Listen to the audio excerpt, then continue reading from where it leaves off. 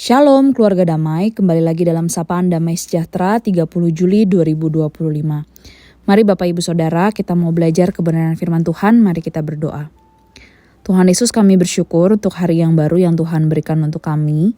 Saat ini kami bersyukur Tuhan karena Tuhan memberikan kesempatan untuk kami boleh menikmati hari yang baru dalam anugerah dan kasih karunia Tuhan yang boleh terus menuntun kami.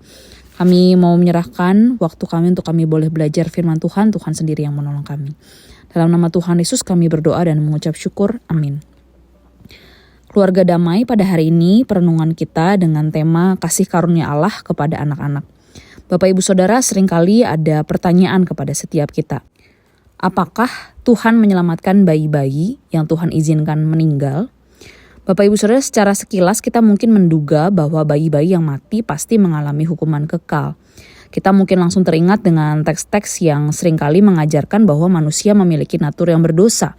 Sehingga setiap orang membutuhkan kelahiran baru, percaya kepada Tuhan sebagai satu-satunya juru selamat.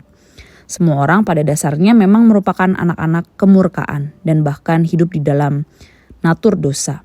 Bahkan orang-orang fasik pun sudah melenceng sebenarnya dari rahim ibu mereka. Beberapa bagian firman Tuhan menuliskan bagian tersebut.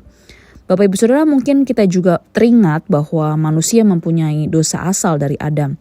Melalui satu orang, semua orang berdosa. Di dalam Roma 5 ayat 12 sampai dengan ayatnya yang ke-21 demikian bunyi firman Tuhan. Sebab itu sama seperti dosa telah masuk ke dalam dunia melalui satu orang dan melalui dosa itu juga maut, demikianlah maut telah menjalar kepada semua orang karena semua orang telah berbuat dosa. Sebab sebelum hukum Taurat ada, dosa telah ada di dunia. Tetapi dosa itu tidak diperhitungkan kalau tidak ada hukum Taurat. Sungguh pun demikian, maut telah berkuasa dari zaman Adam sampai zaman Musa, juga atas mereka yang tidak berbuat dosa dengan cara yang sama seperti pelanggaran yang telah dibuat oleh Adam, yang adalah gambaran Dia yang akan datang. Tetapi karunia Allah tidaklah sama dengan pelanggaran Adam, sebab jika karena pelanggaran satu orang banyak orang telah jatuh dalam kuasa maut, jauh lebih besar lagi anugerah Allah dalam karunia-Nya, yang dilimpahkannya atas banyak orang karena satu orang, yaitu Yesus Kristus. Dan karunia itu tidak berimbangan dengan dosa satu orang, sebab penghakiman atas satu pelanggaran itu telah mengakibatkan penghukuman. Tetapi pemberian karunia atas banyak pelanggaran itu mengakibatkan pembenaran.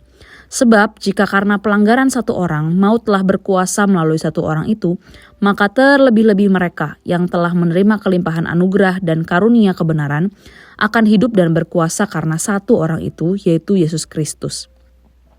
Jadi sama seperti melalui satu pelanggaran banyak orang beroleh penghukuman, demikian pula melalui satu perbuatan kebenaran banyak orang beroleh pembenaran untuk hidup.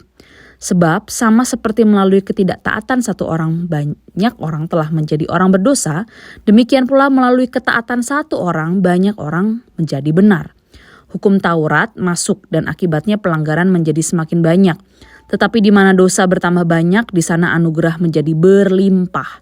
Supaya sama seperti dosa berkuasa dalam alam maut, demikian anugerah akan berkuasa melalui pembenaran untuk hidup yang kekal oleh Yesus Kristus Tuhan kita. Bapak Ibu Saudara, di dalam bagian ini kita benar-benar menyaksikan bagaimana anugerah Allah berlimpah-limpah di dalam dunia yang penuh dengan keberdosaan ini. Karena satu pelanggaran Adam, maka semua orang berbuat dosa. Tetapi karena satu ketaatan Yesus Kristus yang mati di atas kayu salib, maka semua orang dibenarkan. Semua orang yang percaya kepadanya dibenarkan. Bahkan anugerahnya berlimpah. Kelimpahan anugerah dan karunia kebenaran itu diberikan melalui Yesus Kristus. Bahkan melalui satu perbuatan kebenaran itu banyak orang beroleh pembenaran untuk hidup. Bapak Ibu Saudara, di dalam bagian ini kita melihat bagaimana anugerah Allah berlimpah-limpah di dalam kehidupan manusia yang berdosa. Oleh sebab itu Bapak Ibu Saudara, kita perlu berhati-hati dengan penarikan kesimpulan jika seorang anak yang lahir tetapi belum sempat percaya kepada Tuhan, apakah dia diselamatkan atau tidak. Bapak Ibu Saudara, salah satu yang tidak boleh dilupakan adalah intervensi Allah di dalam kehidupan bayi-bayi selama mereka juga berada di dalam kandungan. Di dalam bagian firman Tuhan ada beberapa hal. Tuhan menyampaikan bahwa Tuhan sudah memilih orang-orang seperti Yeremia dan Paulus bahkan sejak di dalam kandungan. Bahkan Yohanes Pembaptis sudah penuh dengan Roh Kudus sejak di dalam kandungan. Padahal Penuh Roh Kudus merupakan sebuah karya Roh Kudus pada orang yang sudah percaya. Tetapi karya Roh Kudus berlaku pula di dalam kehidupan Yohanes Pembaptis sejak dia masih berada di dalam kandungan, di dalam kedaulatan Allah. Bahkan di dalam Mazmur 22 ayat 11, Daud pun mengungkapkan keyakinannya kepada Allah. Kepadamu aku diserahkan sejak aku lahir. Sejak dalam kandungan ibuku, engkaulah Allahku. Bapak Ibu Saudara, pertanyaannya, apakah anugerah yang diberikan Allah tersebut berlaku untuk semua bayi yang mati di dalam kandungan ataupun yang mati ketika dia lahir? Bapak Ibu Saudara, memang pertanyaan ini sukar untuk dijawab secara pasti. Karena pada dasarnya Allah sendirilah yang berdaulat dan hal ini berada di dalam misteri Allah. Namun di dalam bagian firman Tuhan yang sudah tadi kita baca, anugerah Allah tetap nyata di dalam segala keadaan apapun. Anugerah Allah di dalam Yesus Kristus dapat bekerja dan terus berkarya di dalam segala keadaan apapun di dalam kedaulatannya dan di dalam misteri Allah yang ajaib. Keselamatan adalah murni pemberian Allah di dalam Yesus Kristus. Perbuatan baik kita bukanlah untuk kita mencapai keselamatan, tetapi merupakan buah kepercayaan kita, buah iman kita kepada Tuhan. Bapak Ibu Saudara, namun kebinasaan merupakan upah dosa. Orang-orang yang dihukum kekal dihakimi berdasarkan perbuatan mereka.